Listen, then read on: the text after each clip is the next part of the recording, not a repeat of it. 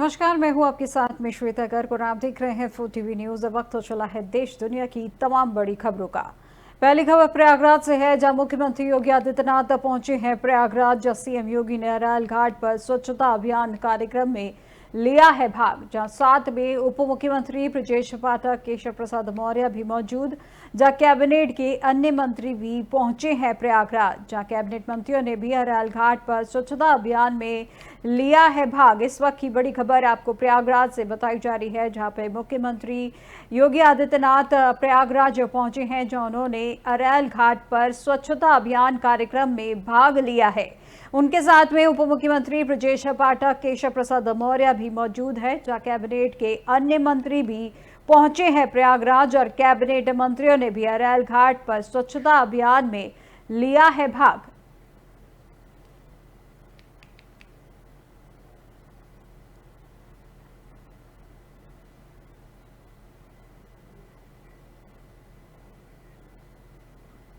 दिल्ली सरकार में मंत्री प्रवेश वर्मा ने कहा कि 12 पुला परियोजना की लागत पहले ही स्वीकृत राशि को से दुगना हो चुकी है, क्योंकि सरकार की ओर से कोई फॉलोअप नहीं हुआ है। और उस परियोजना पर काम कर रही कंपनी ने मुझे बताया कि पिछले 10 सालों में कोई भी मंत्री फॉलोअप के लिए नहीं आया है। इसी तरह कई परियोजनाओं की लागत फॉलोअप न होने के कारण दुगनी हो गई है। आगे उन्होंने कैग रिपोर्ट पर कहा कि हम 2000 करोड़ रुपए के घोटाले पर चर्चा करेंगे और शीश महल की भी जांच कराई जाएगी। दिल्ली अभी तो पूरी दिल्ली ऐसा लगता है टूटी हुई है, और हमने जो देखा कि कोई भी सरकार का फॉलोअप नहीं होता था। कोई भी जो दिल्ली सरकार में इससे पहले की सरकारों में मंत्री रहे, सीएम रहे, उनका कोई फॉलोअप नहीं होता था। इसलिए कोई भी सरकारी अधिकारी तो काम नहीं करना चाहता जब तक उसको कोई उसका फॉलोअप ना हो। तो आज यहाँ पे आए हैं, हमारे साथ में हमारी जो यहाँ से सांसद है बांसुरी जी, हमारे यहाँ से विधायक है नीरज जी, और सभी RWA के लोग हैं। इनके साथ में ये 2 साल से पुलिया टूटी हुई है, सड़क बंद है, सारे ट्रैफिक का आना जाना बंद है। इसलिए हमने इनको तुरंत ही अधिकारियों को बुलाया इसका टेंडर करवा के, और होपफुली अप्रैल में हम इसका यहाँ पे नारियल फोड़ देंगे। दिल्ली सरकार में मंत्री कपिल मिश्रा ने कहा कि विपक्ष के विधायकों द्वारा जिस तरह का व्यवहार विधानसभा में किया गया है, देश में कोई भी विधानसभा इस तरह से नहीं चल सकती। वहीं 10 सालों में यहाँ पर दिल्ली की जनता के मुद्दों पर चर्चा ही नहीं की गई है। हम किसी को भी ऐसी साजिश को अंजाम देने नहीं देंगे। वहीं दिल्ली की जनता के मुद्दों पर चर्चा ना हो। आज का जो भी निर्णय विपक्ष के विधायकों के निलंबन का है, यह अध्यक्ष का निर्णय है। मुझे लगता है कि अब आपके लोगों को यह समझ जाना चाहिए कि वे दिल्ली के मुद्दों पर चर्चा करें और सदन की गरिमा पूर्ण तरीके से चलाएं। सीएजी टेबल जिस दिन हुआ है उस दिन सभी लोग उपलब्ध थे, सदन में मौजूद थे। सीएजी का एजेंडा था टेबल करने का। उपराज्यपाल जी के अभिभाषण पे और अध्यक्ष जी के जो बधाई था उस पे जिस प्रकार का झूठ और जिस प्रकार का वितंडा इस विधानसभा के अंदर किया गया, ये कभी भी देश में कोई भी विधानसभा ऐसे नहीं चल सकती। 10 साल यहाँ पर दिल्ली की जनता के मुद्दों पर चर्चा नहीं की गई है। हम किसी को भी दिल्ली की जनता के मुद्दे पर चर्चा ना हो ऐसी साजिश इस विधानसभा में हम नहीं करने देंगे। और आज का जो निर्णय है, ये निर्णय तो परसों हो ही गया था। ये अध्यक्ष जी का निर्णय है, कानून सम्मत निर्णय है, रूल बुक के आधार पर निर्णय है। और मुझे लगता है कि आम आदमी पार्टी के लोगों को ये समझ जाना चाहिए कि आप दिल्ली के मुद्दे पर चर्चा करें, सदन को गरिमापूर्ण तरीके से चलाएं। ये आवश्यक है, दिल्ली के लिए आवश्यक है। ये अब उसी स्टाइल से अगर चलाएंगे कि यहाँ पे आएंगे तमाशा करेंगे, तो संविधान के जो भी नियम होंगे वो लागू किए जाएंगे। सीएजी टेबल जिस दिन विधायक नीलम पहलवान ने विधानसभा में कहा कि 1857 के विद्रोह में राजा नाहर सिंह ने लड़ाई लड़ी थी और नजफगढ़ क्षेत्र को दिल्ली के क्षेत्र में शामिल किया था। हमने नजफगढ़ का नाम बदलकर नाहरगढ़ करने की बहुत कोशिश की थी। आपको पता है कि जो मेरी विधानसभा है वो दिल्ली देहात की विधानसभा है, और वहां से हरियाणा के 3 बॉर्डर टच करते हैं। जब मुगल शासक बादशाह आलम द्वितीय ने नजफगढ़ को संभाला तो उस टाइम पे हमारे नजफगढ़ पे बड़ा अत्याचार हुआ था। तो उस टाइम पे 1857 की क्रांति में राजा नाहर सिंह ने लड़ाई लड़के नजफगढ़ क्षेत्र को दिल्ली के प्रांत में शामिल किया था, लेकिन कई कागज कार्रवाई होने के बावजूद भी आज लग नजफगढ़ का नाम हमने कई बार अपील की। कई हमारे जब सांसद परवेश वर्मा जी थे, इनके माध्यम से भी हमने बड़ा कोशिश की कि हमारे नजफगढ़ का नाम नाहरगढ़ बदल दिया जाए, क्योंकि जिनसे पूरी दुनिया दुखी, जिनसे पूरा देश दुखी, तो नजफगढ़ तो एक छोटा सा है और वहाँ के लोगों को बड़ी उम्मीद है कि वहाँ के राजाओं ने अपने अस्तित्व के लिए जो लड़ाई लड़ी, उस अस्तित्व को स्थापित करने में हम एक मिलकर आवाज उठाए। आपको इस एक बड़ी खबर सामने आ रही है, जहां आप विधायक आतिशी का बड़ा बयान सामने आया है, जहां आप विधायक आतिशी ने बीजेपी पर कई बड़े आरोप लगाए हैं, जहां पर आप विधायकों को विधानसभा परिसर में नहीं जाने दे रही है पुलिस, जहां अध्यक्ष के आदेश पर पुलिस के द्वारा किया जा रहा है ऐसा कार्य, जहां सरकार में आते ही बीजेपी तानाशाही शुरू हुई है। वहीं इतिहास में ऐसा पहली बार हो रहा है।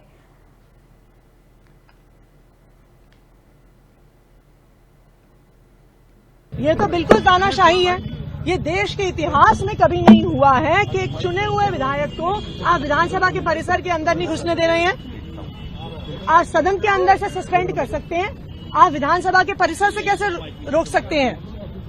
हम एक ऑपोजिशन पार्टी है, मैं नेता विपक्ष हूँ, कैसे ये नेता विपक्ष को नेता विपक्ष के ऑफिस में जाने से रोक सकते हैं? कोई नियम कहता है कि आपको परिसर के अंदर भी न जाने से रोका जाए? कोई ऐसा नियम नहीं है, दिखाइए नियम। ऑर्डर तक नहीं है इनके पास, कोई रिटर्न ऑर्डर, कोई रिटर्न ऑर्डर। आप पुलिस अधिकारियों से ऑर्डर मांग रहे हैं? बात करने की कोशिश की आप लोगों ने? आपने जा रहे हैं स्पीकर हम साहब, अधिकारियों से आप क्या कहाँ है? ऑर्डर ही नहीं है इनके पास कोई। इन्होंने सिर्फ बैरिकेड लगा दिए, कहाँ है इनके ऑर्डर? हाँ जी, कहाँ है? चलाइए लाइव, सुमित दिखाइए, आइए। ये तो बिल्कुल तानाशाही है। ये देश के इतिहास में कभी नहीं। एक खबर भी दिल्ली से है, जहां सीपी लक्ष्मी सिंह ने पुलिस खिलाड़ियों का हौसला बढ़ाया है, जिसके दौरान उन्होंने दिल्ली के अरुण जेटली स्टेडियम में पहुंची हैं, जहां पर उन्होंने उनका निरीक्षण किया, जहां 8 राज्यों की पुलिस टीमों के बीच खेला जा रहा था क्रिकेट टूर्नामेंट, जहां यूपी पुलिस टीम ने सेमीफाइनल में तमिलनाडु को हराया है।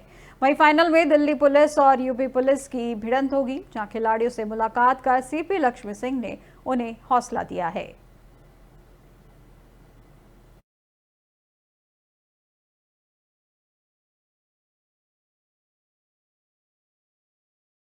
खबर संभल की है, जहां पर शाही जामा मस्जिद कमेटी की याचिका पर आज इलाहाबाद हाई कोर्ट में सुनवाई हुई है, जिसमें कोर्ट ने मुस्लिम पक्ष की याचिका पर विचार करते हुए 3 सदस्यीय कमेटी का गठन किया है, जिसमें मस्जिद के मुतवल्ली को भी शामिल किया गया है और इस कमेटी में ASI भी शामिल रहेगी, जहां ये कमेटी आज मस्जिद का निरीक्षण कर कल कोर्ट को अपनी रिपोर्ट सौंपेगी, जहां कमेटी की रिपोर्ट पर कोर्ट कल अपना आदेश सुना सकती है। आज सुनवाई करते हुए कोर्ट ने कहा कि क्योंकि रमजान का महीना शुरू होने वाला है, इसलिए मस्जिद में रंगाई पुताई की जरूरत है, लेकिन इस दौरान मस्जिद में बिना किसी ढांचे को नुकसान पहुंचाए रंगाई पुताई कैसे होगी, ये कमेटी की रिपोर्ट के बाद कोर्ट तय करेगी। वहीं मस्जिद कमेटी की तरफ से हाई कोर्ट में रमजान शुरू होने से पहले मस्जिद की रंगाई पुताई के लिए सिविल रिवीजन याचिका दाखिल की गई है, जिसमें मस्जिद के रंगाई पुताई की इजाजत मांगी गई है, जिस पर कल सुबह 10 बजे फिर सुनवाई होगी और इस मामले में सुनवाई जस्टिस रोहित रंजन अग्रवाल की सिंगल बेंच कर रही है। और इस खबर पर ज्यादा जानकारी के लिए हमारे साथ हमारे संवाददाता नितिन अग्रवाल लाइन पर जुड़ चुके हैं। नितिन, जिस तरीके से कोर्ट ने आज सुनवाई करी है, उसके संबंध में क्या कुछ जानकारी मिल पा रही है? आखिर किन चीजों को मद्देनजर रखते हुए कमेटी के गठन करने की बात कही गई है?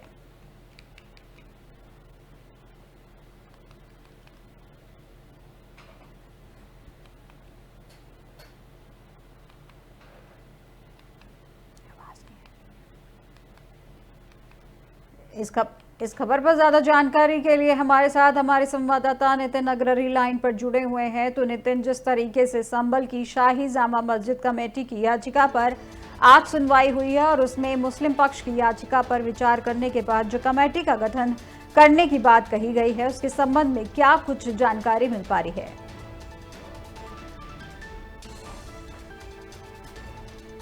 नितिन, आप हमारी आवाज सुन पा रहे हैं?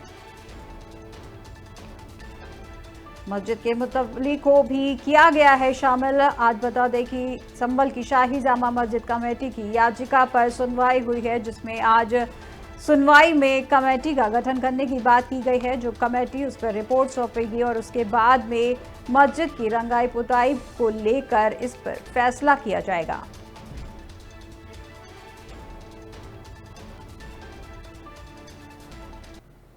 केंद्रीय रेल मंत्री अश्विनी वैष्णव ने कहा कि महाकुंभ में सफल आयोजन के लिए सभी अधिकारियों और कर्मचारियों को धन्यवाद देने के लिए मैं आज यहां आया हूं। हमारी संस्कृति के इस बहुत बड़े महापर्व में सभी ने अपना अपना योगदान दिया। जब प्रधानमंत्री नरेंद्र मोदी और उत्तर प्रदेश के मुख्यमंत्री योगी आदित्यनाथ के नेतृत्व में इतना बड़ा और शानदार आयोजन हुआ है, इसके लिए मैं सबको धन्यवाद देने आया हूं और इस आयोजन से जो कुछ भी सीखने को मिला है उससे हमें लगातार अपनी कार्यशैली को सुधारने में लगे हुए हैं। मैं सभी को बहुत बहुत बधाई देना चाहता हूं। महाकुंभ के इस सफल आयोजन के लिए सभी कर्मचारियों को, अधिकारियों को धन्यवाद देने के लिए आया हूं। आज हमारे संस्कृति के इस बहुत बड़े महापर्व में सबने मेहनत की, सबने अपना अपना योगदान दिया।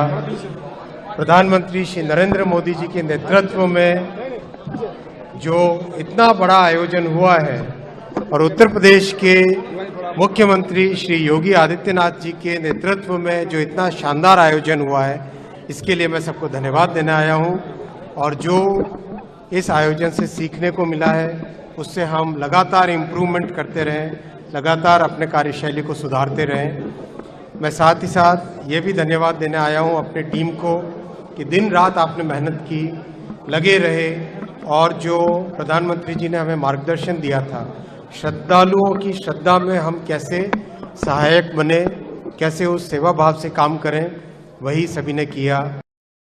मेरठ की सरदना पुलिस की देर रात हिस्ट्री शीटर गोकश इमरान से मुठभेड़ हो गई, जहां बताया जा रहा है कि इमरान गोकशी करने की फिराक में था। इस दौरान पुलिस मौके पर पहुंची तो बदमाश भागने लगा। जहां रोकने का इशारा किया तो उसने पुलिस टीम पर फायर कर दिया। वहीं जवाबी कार्रवाई में इमरान को पुलिस की गोली लग गई। वहीं उसके साथ अंधेरे का फायदा उठाकर फरार हो गए और जहां पुलिस ने उसके पास से 2 जिंदा पशु सहित तमंचा स्विफ्ट कार बरामद की है। पुलिस ने घायल बदमाश को उपचार के लिए अस्पताल भेज दिया है और उसके साथियों की तलाश शुरू कर दी है। इस दौरान पास स्थित एक नई कॉलोनी में कुछ शोर शराबा हुआ तो पुलिस द्वारा उसे अटेंड किया गया। वहां पे देखा गया तो कुछ गोवंशों को कुछ बदमाशों द्वारा काटने के इरादे से बांध कर रखा गया था। पुलिस द्वारा उन बदमाशों की घेराबंदी की गई। बदमाश पुलिस पे फायरिंग करके भागने लगे। पुलिस द्वारा जवाबी सेल्फ डिफेंस की जो फायरिंग की गई उसमें एक बदमाश घायल हुआ है, जिसकी पहचान इमरान नामक व्यक्ति के रूप में हुई है, जो थाना सरदना क्षेत्र के खारी कुआं का निवासी है। ये एक हिस्ट्री शीटर अपराधी है जिसके ऊपर गोकशी सहित करीब 1 दर्जन मुकदमे दर्ज हैं। इसके पास से एक तमंचा, कुछ कारतूस और जो गोकशी की घटना में इस्तेमाल किए जाने वाले उपकरण हैं वो बरामद। खबर रुड़की से है, जहां कुछ दिन पहले मंगलौर कोतवाली के गांव झबरीन में जट के रहने वाले अंकित की हत्याकांड में शामिल 4 लोगों को पुलिस ने पहले ही जेल भेज दिया था। वहीं कल देर शाम हत्याकांड का 5वां मुख्य अपराधी रोहित, जो हत्याकांड के बाद से फरार चल रहा था, उसे भी गिरफ्तार कर लिया गया है।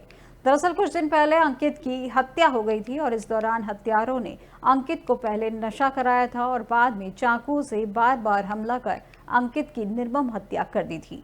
मामले की जानकारी पर पुलिस ने घटना को गंभीरता से लेते हुए 4 अपराधियों को पहले ही गिरफ्तार कर जेल भेज दिया था और एक अपराधी रोहित फरार चल रहा था। यह अपराधी रोहित ने संजय से अंकित को मारने की 4 लाख रुपए की सुपारी ली थी।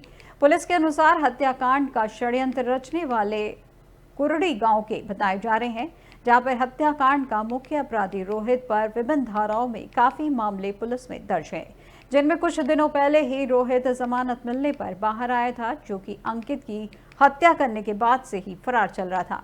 पुलिस ने कल देर शाम रूटीन चेकिंग के दौरान मुठभेड़ में घायल होने के बाद गिरफ्तार कर लिया है और उसको अस्पताल में भर्ती कराया है। एसपी का कहना है कि अब अंकित हत्याकांड की 5वें अपराधी को भी जेल भेजा जाएगा। पुलिस के साथ एक मुठभेड़ में एक अभियुक्त को पैर में गोली लगी है। घटनाक्रम ये है, तासीपुर पुल के पास मंगलौर की जो पुलिस थी वो चेकिंग कर रही थी, तो एक व्यक्ति बाइक में आया और पुलिस को देख के अंधाधुंध भागा और भागते भागते उसने पुलिस टीम पर फायरिंग की। पुलिस ने भी उसका पीछा किया, जवाबी फायरिंग करी तो उसके पैर में गोली लगी जिसको अस्पताल में लाया गया। प्रथम दृष्टया जो जानकारी मिली, जो उसका आइडेंटिटी डिक्लेयर हुई वो ये रोहित नाम का व्यक्ति है जो कुरड़ी गांव का है। ये वो व्यक्ति है जो मंगलौर थाना क्षेत्र में एक मर्डर हुआ था उसका मेन अभियुक्त है। पुलिस के साथ एक मुठभेड़ में एक अभियुक्त को पैर में गोली लगी है। घटना हमीरपुर से है जहां आजीवन कारावास की सजा काट रहे कैदी की मौत हुई है, जहां बीती देर रात कैदी की बिगड़ी थी तबीयत। जहां तबीयत बिगड़ने के बाद कैदी को जिला अस्पताल लाया गया था, जहां पिता ने जेल प्रशासन पर मृतक पर चोट होने के आरोप लगाए हैं। वहीं डॉक्टरों ने चेकअप के बाद कैदी राकेश को मृत घोषित कर दिया, जहां पुलिस ने शव को कब्जे में लेकर कार्रवाई शुरू की है। यह पूरा मामला हमीरपुर के जिला कारागार का बताया जा रहा है।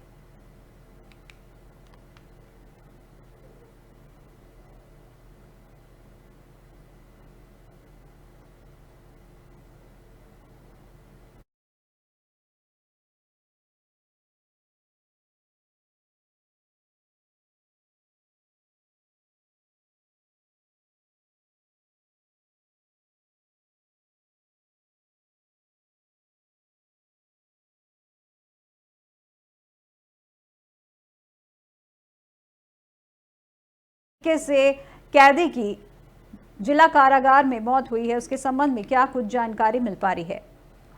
श्वेता, अगर देखा जाए तो इस पे जो कैदी है, तो कैदी के जो परिजन लोग हैं, उनके पिता हैं, वो सीधा सीधा आरोप जेल प्रशासन के ऊपर लगा रहे हैं, ताकि उनका कहना है कि बच्चे के हमारे अभी कल शाम को हमारी बात हुई है और बात होने के बाद कहीं ऐसा कुछ नहीं था और उसके अभी चोट के निशान वगैरह उसके शरीर में पाए गए हैं। इसको लेकर के बड़ा एक चर्चा का विषय बना हुआ है। जी सोनेश, जिस तरीके से पिता ने तो ये आरोप लगाए हैं, पर वहीं पर प्रशासन की तरफ से इस पे क्या कहा जा रहा है? उन्होंने इसके संबंध में क्या कहा है कि आखिर किन कांडों के चलते उस कैदी की मौत हुई है? प्रशासन, जेल प्रशासन से श्वेता हम बात करने का प्रयास कर रहे हैं, लेकिन अभी उनकी तरफ से किसी प्रकार की बात कहने और उनको जानकारी देने में उन्होंने स्वीकृति नहीं दी है।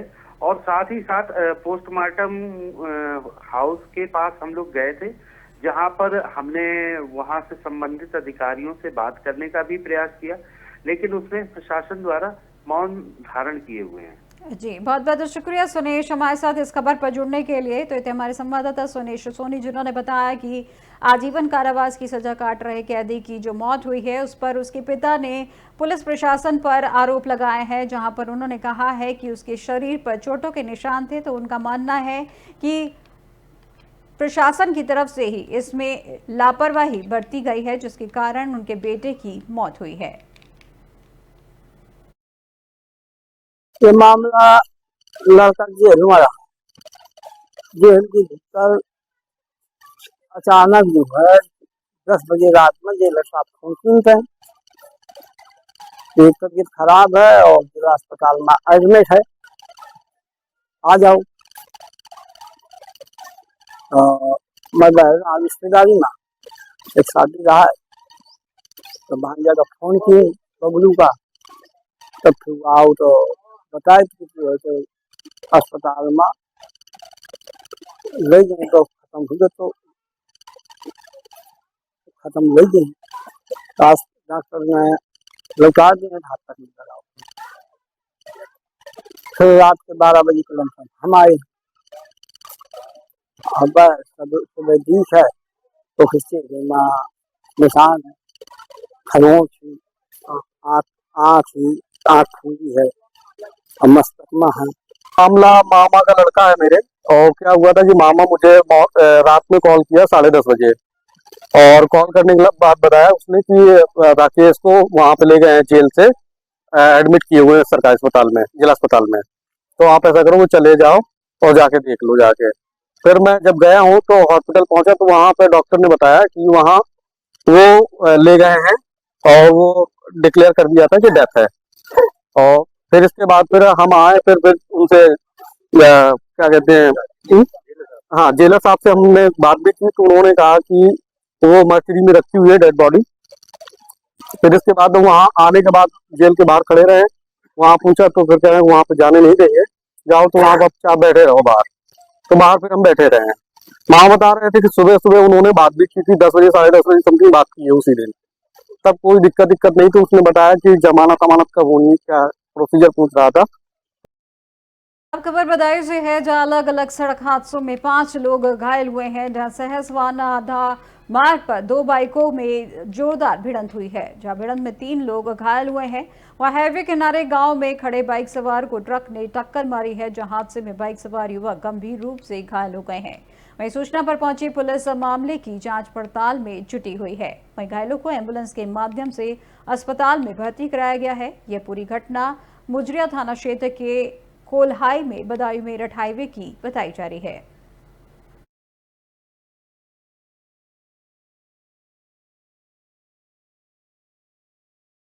मनी लॉन्ड्रिंग मामले में फंसाने की धमकी देकर पीड़ित को 18 दिनों तक डिजिटल अरेस्ट करने वाले गिरोह के सरगना अमन कुशवाहा को एसटीएफ ने उत्तर प्रदेश के आगरा से गिरफ्तार किया है।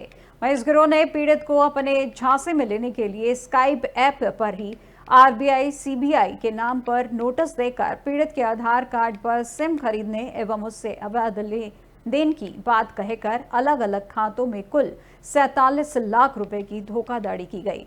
गिरफ्तार अभियुक्त से घटना में प्रयुक्त एक अदद मोबाइल फोन, एक सिम कार्ड, एक आधार कार्ड बरामद हुआ है।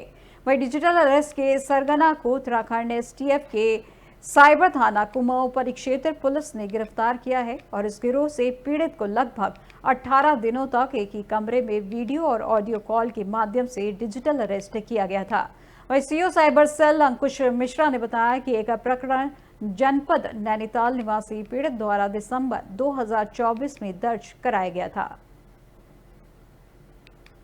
इसमें लगातार जो भारत सरकार है उसका जो I4C पोर्टल है, I4C जो प्लेटफॉर्म है, उसका साइबर दोस्त करके एक पोर्टल है, जिसके माध्यम से लगातार वो लोग ट्विटर, फेसबुक, इंस्टाग्राम पे अवेयरनेस करते रहते हैं। साथ में जो हमारे पुलिस के पेजेस हैं सोशल मीडिया के, जिसमें लगातार उत्तराखंड पुलिस के पेज से भी और जो हमारा साइबर क्राइम पुलिस स्टेशन का पेज है, उससे लगातार रोज ही प्रतिदिन उसमें अवेयरनेस मैसेज किया जा रहा है। और साथ में हमारी टीम जो है वो स्कूल्स में, कॉलेज में जाकर के प्रचार प्रसार करती रहती है। तो हमारी पूरी प्रयास रहता है कि ज्यादा से ज्यादा लोगों तक हम पहुंच करके लोगों को हम सचेत कर सके और उनको बता सकें कि डिजिटल अरेस्ट जो है एक बहुत बड़ा स्कैम है, फ्रॉड है। इसमें लगातार जो भारत सरकार है उसका जो I4C पोर्टल है, I4C जो प्लेटफॉर्म है उस खबर अलीगढ़ से है, जहां सांवरे अल्ट्रासाउंड सेंटर में भ्रूण लिंग जांच का खेल चल रहा है, जिसमें 10 से 12 हजार में भ्रूण लिंग की जांचें हो रही हैं, जिस पर स्वास्थ्य विभाग जांच के नाम पर पर्दा डाल रहा है। वहीं स्वास्थ्य विभाग की नाक के नीचे भ्रूण लिंग जांच का खेल चल रहा है, जिसके लिए 10 से 12 हजार रुपए लिए जा रहे हैं। जांच कराने आई महिला के परिजनों ने हॉस्पिटल स्टाफ की वीडियो बनाई, जिसके बाद भ्रूण लिंग जांच की सच्चाई सामने आई है। बताया जा रहा है कि काफी लंबे समय से अल्ट्रासाउंड सेंटर में भ्रूण लिंग जांच का खेल चल रहा था, जहां अन्य जनपदों से भी लोग आते हैं। वहीं हरियाणा राज्य के फरीदाबाद से आई हुई स्वास्थ्य विभाग की टीमों ने जनपद में कई अल्ट्रासाउंड पकड़े थे, जिनमें भ्रूण लिंग की जांच होती थी। यह पूरा मामला अलीगढ़ के अतरौली इलाके के Sanwer ultrasound and diagnostic centre का बताया जा रहा है। और इस खबर पर ज्यादा जानकारी के लिए हमारे साथ हमारे संवाददाता आकाश सोनी लाइन पर जुड़ चुके हैं। तो आकाश, जिस तरीके से ये अल्ट्रासाउंड सेंटर का ये मामला सामने आया है, ये कब से चल रहा था यहाँ पर जांच का खेल? जी श्वेता, मैं बताना चाहूंगा, ये जो अल्ट्रासाउंड सेंटर था पहले ये जिले में अलीगढ़ शहर में ही कार्यरत था और इसकी शिकायत पहले भी कई बार मिल चुकी थी। लेकिन इस अल्ट्रासाउंड की शिकायत जब इस तरीके से खुलासा नहीं हो पाया था, जैसे ही इन सेंटर वालों को पता चला कि हमारे जो हम कार्य कर रहे हैं, भ्रूण लिंग की जांच कर रहे हैं, इन्होंने पता लगते ही इस सेंटर को अतरौली तहसील में शिफ्ट कर लिया। लेकिन जैसे ही इस पूरी घटना की जानकारी स्टिंग के द्वारा जब पता चला कि इनके यहाँ 10 से 12 हजार रुपए में भ्रूण लिंग की जांच की जा रही है, ये इस बात का पर्दा हटा और इस बात के लिए लेकर के स्वास्थ्य विभाग को भी अवगत कराया गया। लेकिन स्वास्थ्य विभाग हमेशा की तरह केवल जांच की बात करता नजर आया है। अगर देखा है तो पहले भी हरियाणा की टीम ने भी अलीगढ़ के कई अल्ट्रासाउंड सेंटरों पर इस तरह की कार्रवाई की है, लेकिन लगातार जो अपना लोकल स्वास्थ्य विभाग है इस और किसी भी तरह की कार्रवाई करता हुआ आज तक नजर नहीं आया। जी श्वेता। जी आकाश, जिस तरीके से अब स्टिंग के दौरान इसका उजागर हुआ है, इस तरीके की जांच का उजागर हुआ है, अब उसके बाद स्वास्थ्य विभाग का क्या कहना है? क्या इस पर अब कार्रवाई की जा रही है? क्योंकि आपने अभी बताया कि इसकी शिकायत पहले भी कई बार की जा चुकी है, पर स्वास्थ्य विभाग ने इस पर कोई भी कार्रवाई नहीं की। पर अब वीडियो सामने आने के बाद क्या इस तरीके की, क्या इस पे कोई कार्रवाई, क्या कोई एक्शन लिया गया है?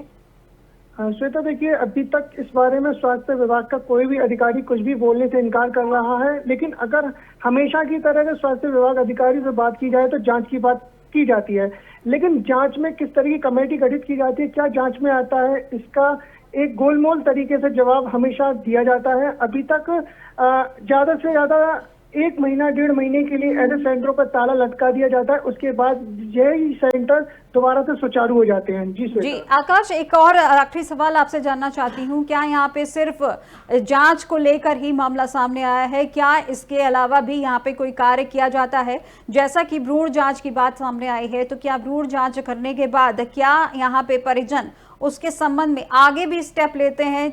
एबॉर्शन जैसा कोई स्टेप भी ऐसा लिया जाता है? जी श्वेता, मैं बिल्कुल आपने सही कहा कि इस ऐसे बहुत से सेंटर हैं जो भ्रूण लिंग की जांच करते हैं, वे गर्भपात का भी अपना रोल निभाते हैं। लगातार ऐसी शिकायतें शहर में बहुत से सेंटरों से आती हैं, लेकिन स्वास्थ्य विभाग तक जब इन चीजों के बारे में जानकारी होती है तो कहीं ना कहीं स्वास्थ्य विभाग के अधिकारी उसकी साठगांठ करके इनको रफा दफा कर दिया जाता है। ऐसे बहुत से पहले भी एक शहर के नामी हॉस्पिटल का नाम सामने आया था अलीगढ़ का, लेकिन उसका भी अभी तक कोई भी जांच के नाम पर लीपापोती की गई और साठगांठ करके उसको क्लीन चिट दे दी गई। जी श्वेता। जी बहुत बहुत शुक्रिया आकाश हमारे साथ इस खबर पर जुड़ने के लिए। तो ये थे हमारे संवाददाता आकाश सोनी, जिन्होंने बताया कि अलीगढ़ में सांवरे अल्ट्रासाउंड सेंटर में भ्रूण लिंग जांच का खेल चल रहा था, जिसको लेकर बताया जा रहा है कि 10 से 12 हजार रुपए लेकर भ्रूण लिंग की जांचें हो रही थी। वहीं पर अब एक स्टिंग ऑपरेशन के द्वारा वीडियो सामने आने के बाद अब इस पर प्रशासन को रिपोर्ट भेजी गई है। वहीं पर अब देखना यह होगा कि इस पर प्रशासन के द्वारा क्या कार्रवाई की जाती है।